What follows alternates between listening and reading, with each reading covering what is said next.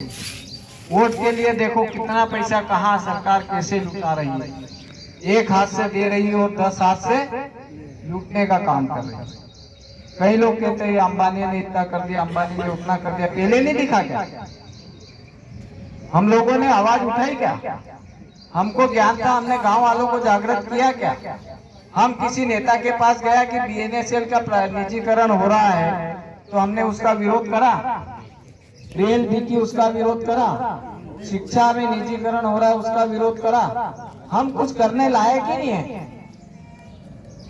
और मैंने पहले ही बोला क्यों नहीं है, क्योंकि हम समझदार पढ़े लिखे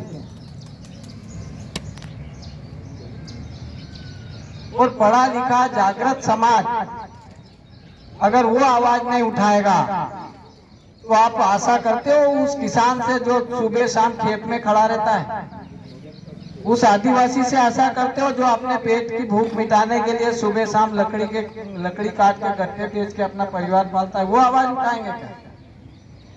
कौन आवाज उठाएगा? आज इतना बड़ा ये प्रोजेक्ट दिख रहा है और ये पूरे देश के रेल विभाग की रिपोर्ट है। पूरे देश में लद्दाख कश्मीर को भी के साथ भी पूरे देश में अगर सबसे ज्यादा अगर कोई पिछड़ा हुआ रेल के मामले में है तो वो निमाड़ क्षेत्र है। आप लोग कैसा लग रहा है ये सुन के? अच्छा लग रहा है? रेल नहीं है। अभी हम मीटिंग में जाते हैं, ग्वालियर जाते हैं, भोपाल जाते हैं, शहडोल जाते हैं, शिवपुरी सिवनी जाते हैं, तो सारे जो पेंशनर्स हैं वो सभी कहते हैं हमने रेल बुक कर दी, हमारा टिकट है, फलाना है, ढिमका है। निमाड़ का आदमी नहीं मुंह से बोल सकता कि मेरा टिकट बुक है ही नहीं। तो ऐसा जो है ये सब हमारे कारण हो रहा है। हम लोगों ने आवाज नहीं उठाई, हम लोगों ने अपने हितों की रक्षा नहीं की, इसलिए आज हम इस दौर से गुजर रहे हैं। बंधुओं, ये थोड़ी हमारे पेशेंट से हटके बात हो गई, पर आप लोगों को जागृत होना, हमारे अधिकारों के लिए जागृत होना बहुत आवश्यक है।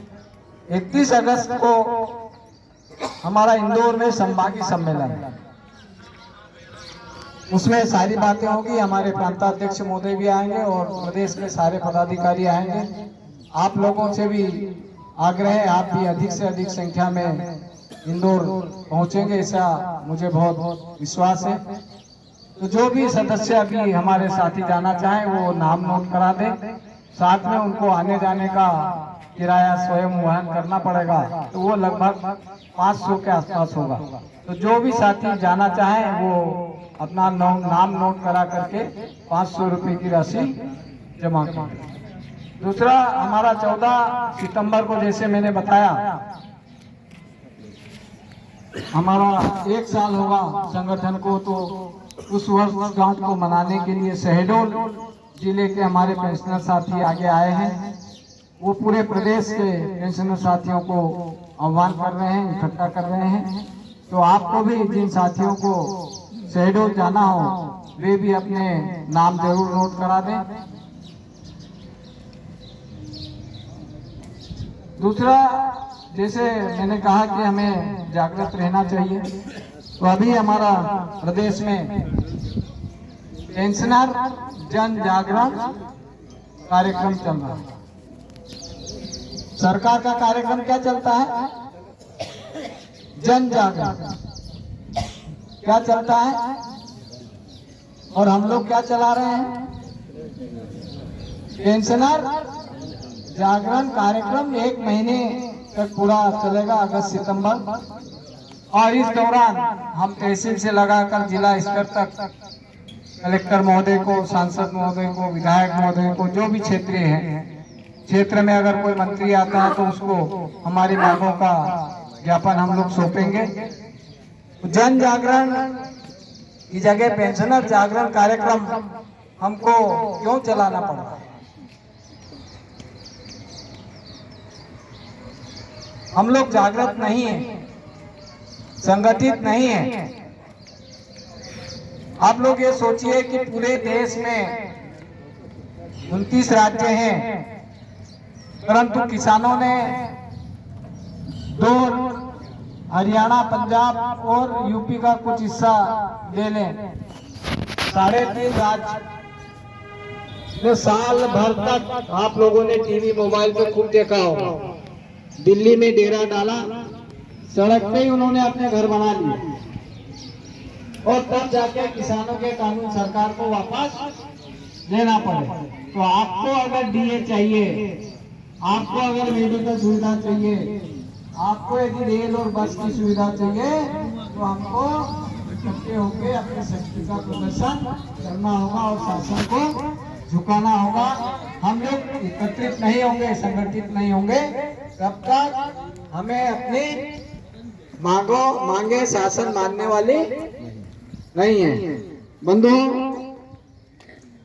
आज इस अवसर पर बहुत अधिक न बोलते हुए, क्योंकि सारे प्रदेश में ऐसा कहते हैं, मैं समाज में भी बोलता था तो लोग बोलते तो बहुत बोलता, तो बोलने के लिए तो काफी जगह है, परंतु बहुत ज्यादा समय न लेते हुए हमारे बीच में डीसीबी बैंक के चेयरमैन महोदय भी उपस्थित हैं, वे भी अपनी बात रखेंगे। हमारा बुढ़ापा कैसे संवर सकता है, सरकार तो मदद करती है, नहीं मदद करती तो हम मांग रहे हैं, और इसलिए आज हम बैठे भी हैं। 15 अगस्त अपनी जगह है, हम अपनी नौकरी के दौरान जहाँ भी हमने काम किया वहाँ पूरे जीवन हमने झंडा फहराया, और इसी बात को लेकर हमारे संगठन के जो प्रमुख पदाधिकारी थे खरगोन जिले के, उनका ये मन था कि हमने पूरी उम्र झंडा वंदन किया है, अब हम रिटायर हो गए हैं, और जिस विभाग से रिटायर हो गए वो विभाग भी हमको नहीं बुलाता,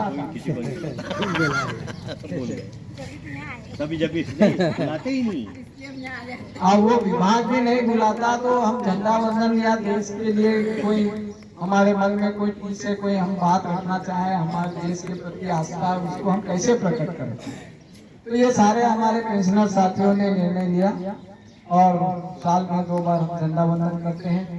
हर महीने हमारे पेंशनर्स की मीटिंग बैठक होती है, और एक थोड़ा सा अच्छा लगे बुरा लगे किसी को भी, पर इस बात को आप वायरल करना कि जो पदाधिकारी बने हैं, हमारे संगठन के जो पदाधिकारी हैं, वो कृपया ध्यान से सुन ले, उस पे अब अमल होगा। जो पदाधिकारी हैं, अगर वो 3 मीटिंग में लगातार नहीं आते तो वो स्वतः ही अपने आप को मान ले कि वो पद कार्यमुक्त हो गए, और उनकी जगह हम नए सदस्य जो हमारे बैठकों में लगातार आते हैं, ऐसी नई नियुक्तियां हम लोग करेंगे।